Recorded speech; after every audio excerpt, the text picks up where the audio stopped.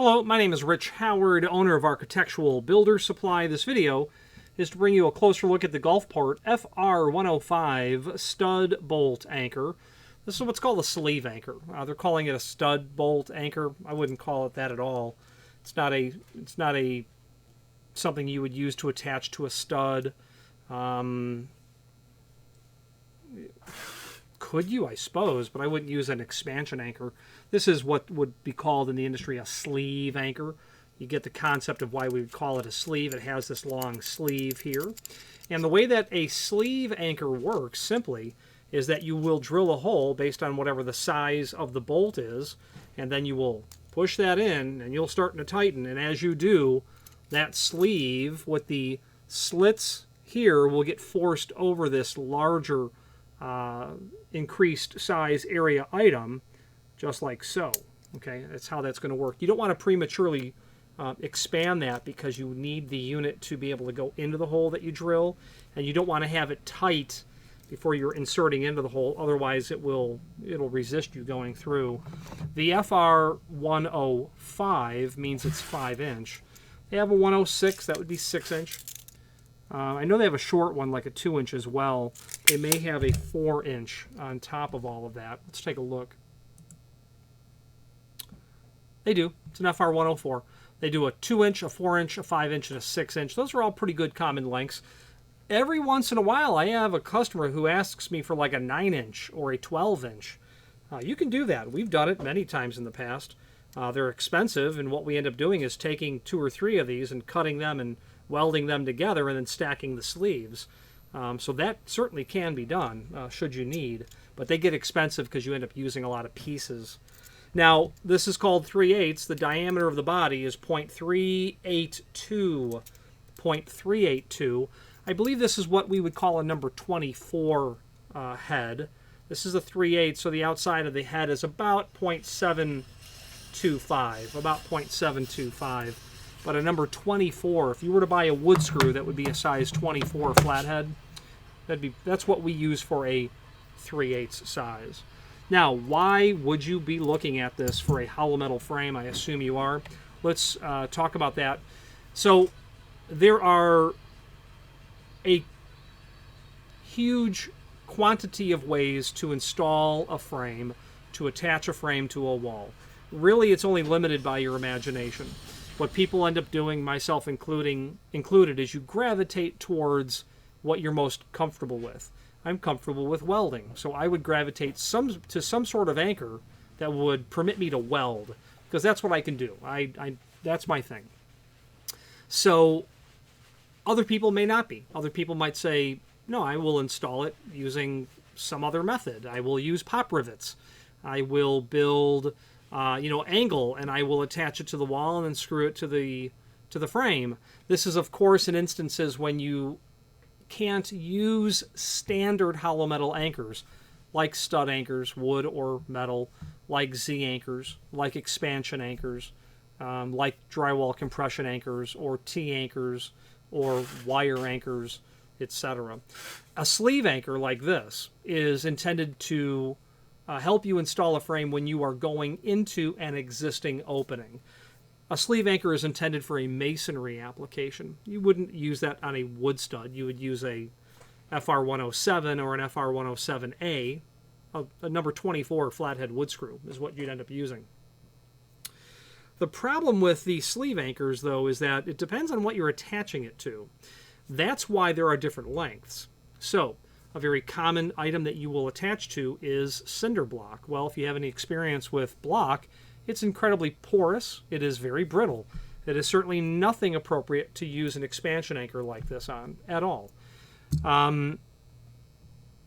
Enter the different length concept. So you have a frame. Let's switch to the screen view and take a closer look at illustrating what I'm talking about. Now here is the item that we're discussing. This is a typical sleeve anchor. Not much to it. There is a link here to the manufacturer's page that we can pull up and then get to the parts catalog. When you open that up, you'll get to the page where you'll find the FR105, that 5/8, that 5-inch sleeve anchor. the 2-inch, 4-inch, 5-inch, 6-inch. Those number 24 wood screws are here. The rest of the catalog is handy because it's a great overview of other anchors from Gulfport, whose name is quite synonymous with hollow metal parts. I'm not aware of what major hollow metal manufacturers purchase from Gulfport. I would imagine that they all have at some point in the past or do on a regular basis. But the concept of the different lengths can be expressed as follows. So you have a jam.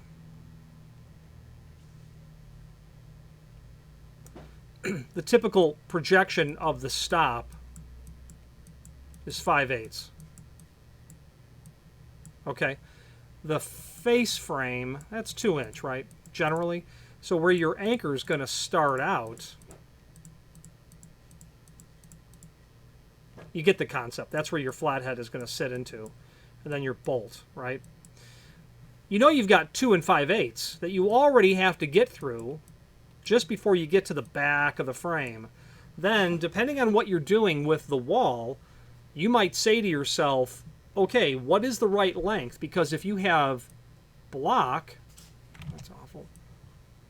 If you have block, you know that you're, and I'm no expert when it comes to what block looks like, but we all know that it is hollow, and this would be the porous area here. Here in southern Florida, that's always going to be pumped full of mortar with rebar. In other places, it's not. So you have to decide what length of bolt is going to allow you to get to a point where you have a solid area to bolt to.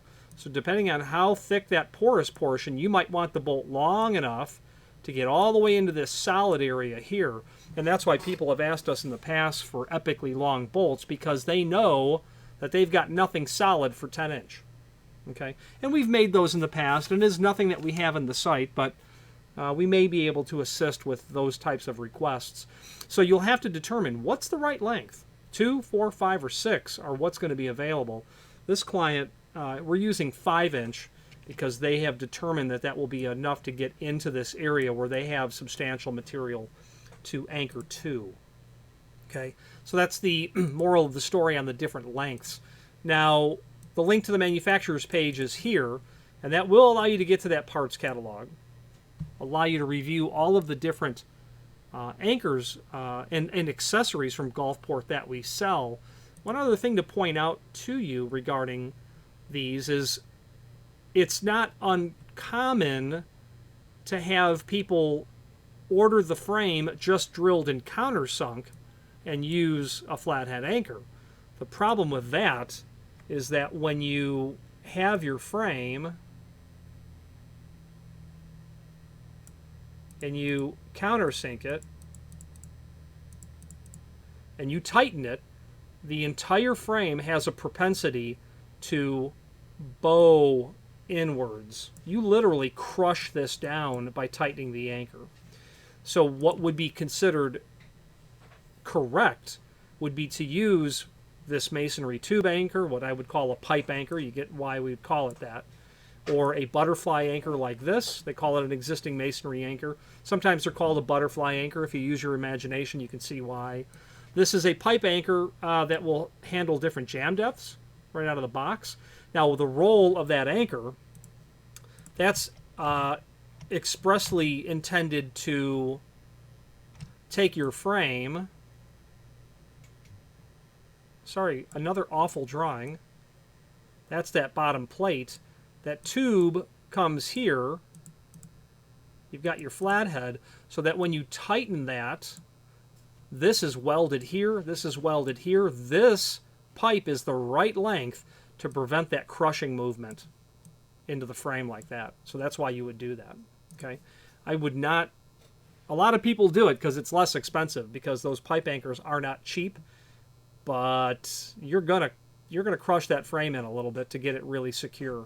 So be mindful. You don't have to weld those in place. These aren't welded in place generally, but I would want them welded in place to make sure that they stay in place during transit to the job site, movement on the job site, etc. Okay, let's wrap up this video on camera.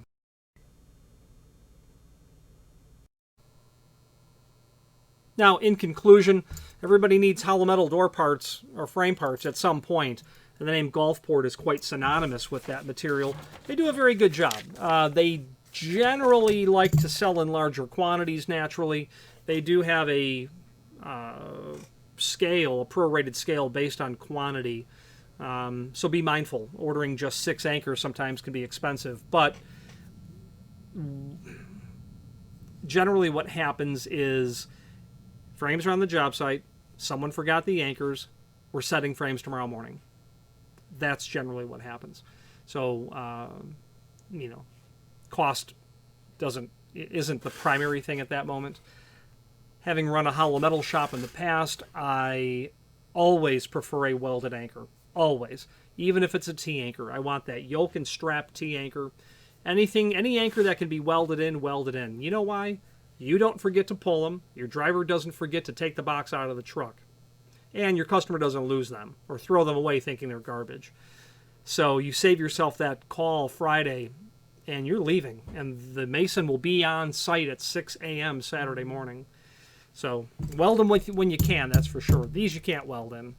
Any questions on the FR105 Gulfport masonry bolt anchor or sleeve anchor or any other Gulfport product, please feel free to reach out to us. And thank you.